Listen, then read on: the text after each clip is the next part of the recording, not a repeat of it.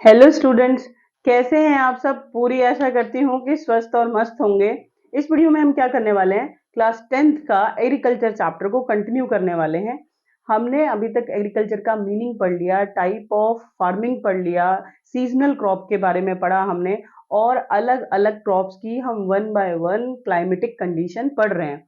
हमने अभी wheat, rice, रागी, इतने सारे जो अलग अलग क्रॉप्स हैं उनके क्लाइमेटिक कंडीशंस को पढ़ लिया है। आज आगे कंटिन्यू करते हैं। आज हमारे पास क्या है? मेज। देखा है आपने, खाया भी होगा, भुट्टा पसंद है आप लोगों को। तो सी, यहाँ पर आप इस बात को समझो कि हमें इसकी क्लाइमेटिक कंडीशन को पढ़ना है। और मैंने आपको अपनी पहली वीडियो में भी बताया कि हम याद कैसे करेंगे, with the help of map. तो उठा लो मैप को, और जैसे जैसे मैं बोल रही हूँ आपको साथ में उसको फिल भी करना है, ताकि एक बार आप अपने हाथ से फिल कर लेंगे ना, ये कहाँ पर प्रोड्यूस होता है, तो आप कभी नहीं भूलेंगे। ठीक है। It is a crop which is used for both as a fodder and food. यानी मेज एक ऐसा क्रॉप है, एक ऐसी फसल है जो आप भी खाते हैं और ये पशुओं के चारे में भी इस्तेमाल होता है। क्लियर हो गई? छोटी सी बात है। It is a kharif crop which require the temperature 21 degree to 27 degree Celsius. यानी मेज एक खारिफ क्रॉप है और इसे ग्रो करने के लिए 21 से 27 डिग्री सेल्सियस का टेम्परेचर चाहिए होता है। ठीक है, यानी ज्यादा चाहिए होता है। Grow as well in old alluvial soil. कैसी मिट्टी में इसको ग्रो किया जाता है? एल्वल सॉइल में किया जाता है। तो होपफुली यू अंडरस्टैंड। करो इमेजिनेशन कि आप मेज के खेत में खड़े हुए हैं, भुट्टे के खेत में। कैसी मिट्टी चाहिए? ओल्ड एल्वल सॉइल चाहिए। ठीक है। और ये फूड क्रॉप भी है, आप भी कंज्यूम करते हैं, और फूड फॉडर भी है, यानी पशुओं के चारे में भी इस्तेमाल होती है। एक खारिफ क्रॉप है। कितने टेम्परेचर की जरूरत होती है? ज्यादा, 21 से 27 टेम्परेचर का जरूरत होती है। ठीक है। In some state like Bihar, maize is grown in a rabi season. ये एक नंबर में अलग से आ जाएगा कि वैसे ये खारिफ क्रॉप है लेकिन क्लाइमेटिक कंडीशन चेंज होती है, और बेटा बिहार में ये अलग टाइम में ग्रो होती है, अलग टाइम में इसको हार्वेस्ट किया जाता है। तो ये राबी क्रॉप है। तो बिहार में ये राबी क्रॉप है और पूरे देश के लिए क्या है? एक खारिफ क्रॉप है। तो बिहार में ये अलग टाइम में ग्रो होती है, राबी टाइम में ग्रो होती है, और बाकी टाइम बाकी सारी जो स्टेट्स हैं उनमें ये एक खारिफ क्रॉप है। ठीक है। Use the modern inputs. अगर आपको मेज को बड़ी मात्रा में ग्रो करना है, you need modern method like fertiliser, pesticides, HYV seeds, high yield variety seeds. ठीक है। तो आपको हाई यील्ड वेराइटी शीड्स चाहिए, आपको फर्टिलाइजर चाहिए, इरिगेशन आपको with the help of tubewell चाहिए। आप बारिश का नहीं इंतजार करेंगे। तो ठीक है। तो इतनी बात याद रखना कि आपको अगर मेज को ग्रो करना है बड़ी मात्रा में, ठीक है, तो फिर आपको मॉडर्न मेथड्स का इस्तेमाल करना होगा। आप ट्रेडिशनल मेथड नहीं इस्तेमाल करेंगे। ट्रेडिशनल की जब बारिश आएगी तब इरिगेशन हो जाएगा, खेतों को पानी मिल जाएगा। ठीक है। और जो काऊ डंक है उसी को हम क्या इस्तेमाल कर लेंगे? एज अ फर्टिलाइजर इस्तेमाल कर लेंगे। तो इससे आप बड़े स्केल पर आप मेज को ग्रो नहीं कर पाएंगे। ठीक है, हो तो जाएगा, लेकिन बहुत बड़े स्केल पर अगर आपको ग्रो करना है तो आपको मॉडर्न मेथड्स का इस्तेमाल करना पड़ेगा। आगे देखो। Major maize producing states are Karnataka, Uttar Pradesh, Bihar, Andhra Pradesh, Telangana and Madhya Pradesh. ठीक है। अब उठा लो मैप। मैप के बिना ये याद नहीं होगा, और एक बार आपने ईमानदारी से, सिर्फ 1 मिनट लगेगा यार। मैप उठाओ पॉलिटिकल, और उसमें फिल कर दो कि कहाँ कहाँ पर मेज ग्रो होता है, हाई टेम्परेचर में होता है, खारिफ क्रॉप है, बिहार में एक राबी क्रॉप है। ठीक है। कहाँ कहाँ होता है? कर्नाटका दक्षिण भारत में चलो, नॉर्थ में उत्तर भारत में चलो, आगे चलो बिहार, थोड़ा सा नीचे चलो आंध्र प्रदेश, और नीचे चलो तेलंगाना, सेंटर आप भारत के दिल पे चलो तो मध्य प्रदेश। तो these are the states where maize grow properly. ठीक है। तो यहाँ यहाँ पर ग्रो होती है, और हम मैप की मदद से कर लेंगे। आपको आई इतनी बात समझ में? बिल्कुल आ गई होगी। तो मेज आपको क्लियर हो गया होगा। पल्सेस, दालें बहुत इंपॉर्टेंट है। आपके देश में बहुत बड़ी मात्रा में ग्रो होती हैं, और इनमें बहुत ज्यादा प्रोटीन होता है। ये प्रोटीन के लिए बहुत बड़ा रिसोर्स है। ठीक है। खाते हैं आप दाल? बिल्कुल, आपकी डाइट में दालें रेगुलर होनी चाहिए। ठीक है। देखो, India is the largest producer as well as, just one second, India दालें उगाने में ना बहुत बड़ा प्रोड्यूसर है, कंज्यूमर भी हम बहुत बड़े हैं, बहुत बड़ी मात्रा में हमारे यहाँ पर दालें खाई जाती हैं, प्लस बहुत बड़ी मात्रा में प्रोड्यूस की जाती हैं। देखो, India is the largest producer as well as consumer of pulses in the world. ठीक है, these are major source of protein. मैं यही तो आपको कह रही हूँ, ये अलग फीचर है पल्सेस का, दालों का। खाया करो, बहुत जरूरी है आपकी हड्डियों के लिए। ठीक है, और जो वेजिटेरियन है उन्हें तो बहुत ही ज्यादा जरूरी है। ठीक है, तो जो प्रोटीन है बहुत बड़ी मात्रा में दालों से वेजिटेरियन डाइट में चला जाता है, तो आपको खाना चाहिए, बहुत जरूरी है। Major pulses that are grown in India, toor, arhar dal है, उड़द दाल है, मूंग है, मसूर है, पीस है, ग्राम है। These are the example of pulses which well grow on a large scale in our country. बहुत बड़ी मात्रा में दालें उगाई जाती हैं, कंज्यूमर भी हैं और प्रोड्यूसर भी हैं, दूसरे देशों को एक्सपोर्ट भी करते हैं। समझ आ गया? तो दाल आपको समझ आया होगा। Major pulses producing state in India, Madhya Pradesh में चलो, आप अपने भारत के दिल में चलो, सेंटर पे आपको मध्य प्रदेश मिल जाएगा, उत्तर प्रदेश आपको नॉर्थ में मिल जाएगा, राजस्थान आपको वेस्ट में, महाराष्ट्र आपको मध्य प्रदेश के नीचे, कर्नाटका साउथ में। तो these are the states where in large scale we grow pulses. ठीक है, उठा लो मैप और एक बार उस मैप के ऊपर आपको लिखना है पल्सेस, और कहाँ कहाँ ग्रो होती हैं वो लिखो, आप कभी भी नहीं भूलेंगे। हो गया पल्सेस? श्योर आपको क्लियर हो गया होगा। अपने घर में किचन में जाओ, दालों को देखो, जब आप किसी चीज को देखते हैं तो लर्निंग और आसान हो जाती है। ठीक है, चलो अभी हम देखते हैं शुगर केन। शुगर केन, गन्ना किस किस को पसंद है भाई? खा लेंगे, आजकल के बच्चों के तो दांत ही मजबूत नहीं है, तो खाएंगे कहाँ से? सी, ये आपको दिखाई दे रहा है, ये है गन्ना, और ये गन्ना खेतों में उत्तर प्रदेश में बहुत बड़ी मात्रा में होता है, महाराष्ट्र के अंदर होता है। ठीक है, और ये एक लॉन्ग प्रोसेस वाला क्रॉप है। ये एक दो महीने में नहीं होता, लाइक धनिया कि 2 महीने में हो गया, ठीक है। टमाटो है, पटाटो है, सीजनल, 3 महीने 4 महीने की खेती। लेकिन बेटा जो गन्ना होता है ना, शुगर केन, ये पूरे साल का प्रोसेस होता है, बहुत केयर चाहिए होती है इसको।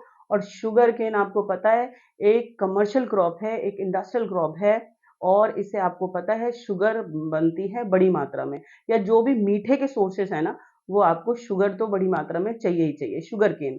ठीक है, देखें इसके क्या फीचर होते हैं। It is a tropical as well as subtropical crop. It means ये ट्रॉपिकल जोन में भी अच्छे से ग्रो कर जाता है, और ये सब ट्रॉपिकल जोन्स में भी एरियाज में अच्छे से ग्रो होता है।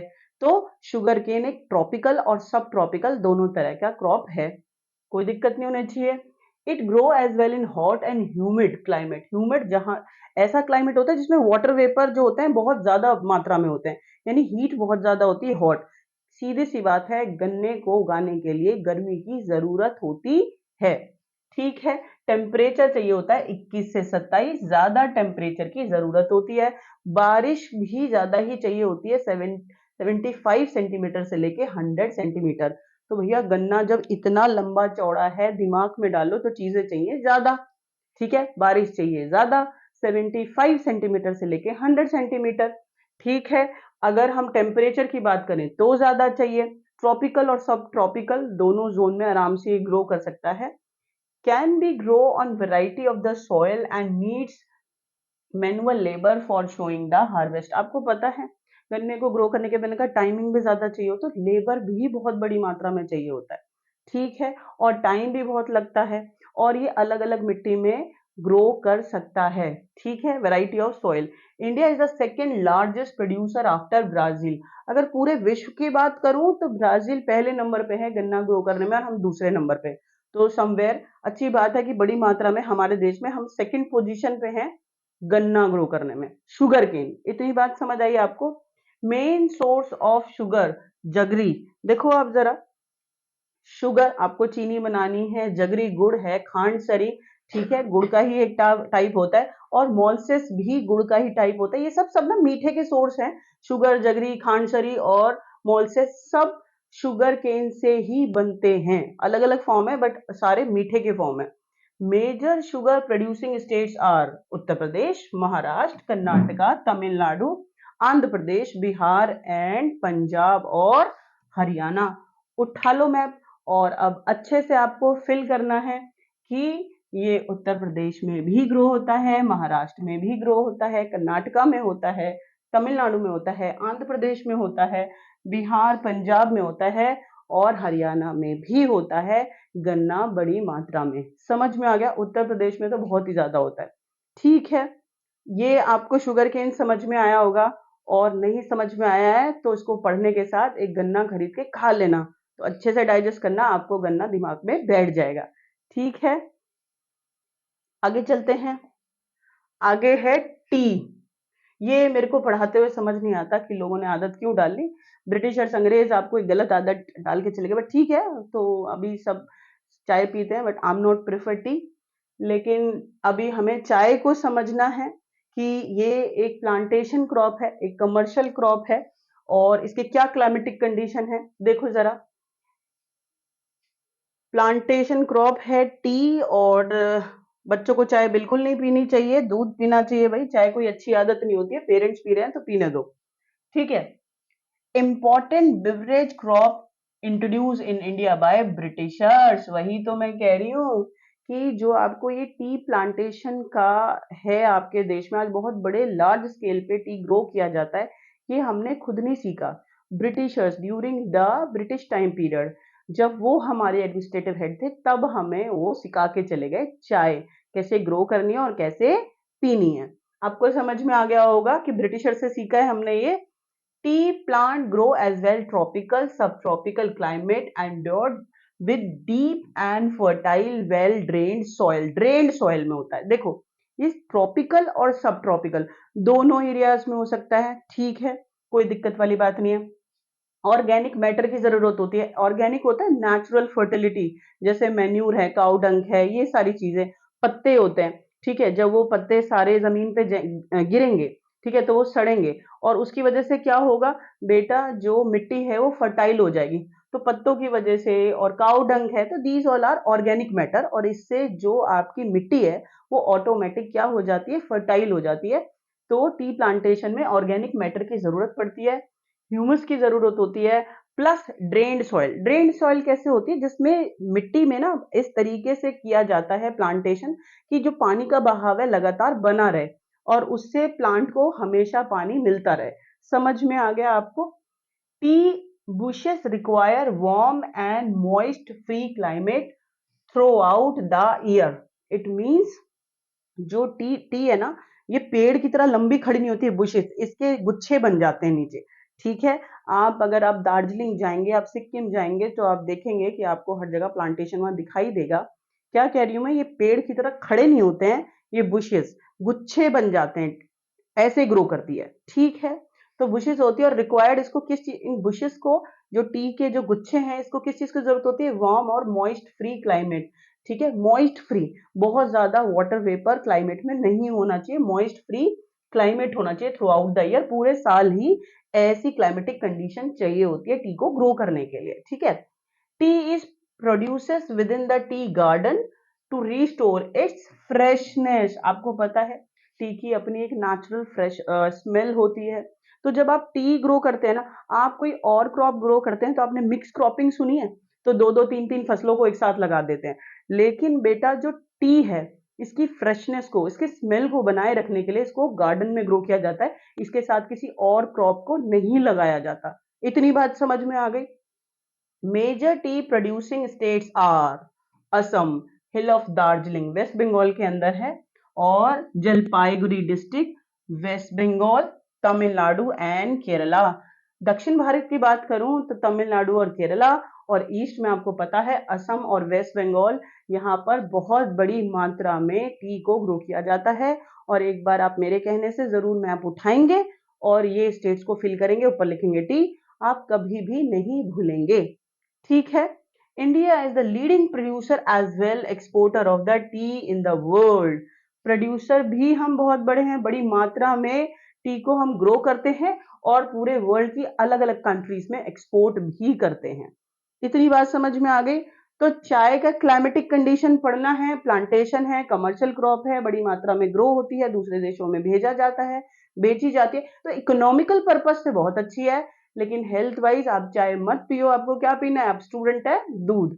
ठीक है, इतनी बात आपको समझ में आ गई होगी। आगे चलते हैं। कॉफी, आई प्रेफर कॉफी, लेकिन बहुत ज्यादा आपको कॉफी भी नहीं पीनी है। लेकिन जो स्टूडेंट होते हैं रात को जागने के लिए आप कॉफी पी सकते हैं कभी कभी। ठीक है, तो देखें कॉफी का क्या पूरा क्लाइमेटिक कंडीशन है और आपने इसको कैसे लर्न किया है, कहाँ से सीखा है और आज कितनी बड़ी मात्रा में हमारे देश में होती है। बहुत बड़ी मात्रा में तो नहीं होती, वी कंट्रीब्यूट ओनली 4%। सिर्फ हम 4% जो कॉफी है उसको ग्रो करते हैं।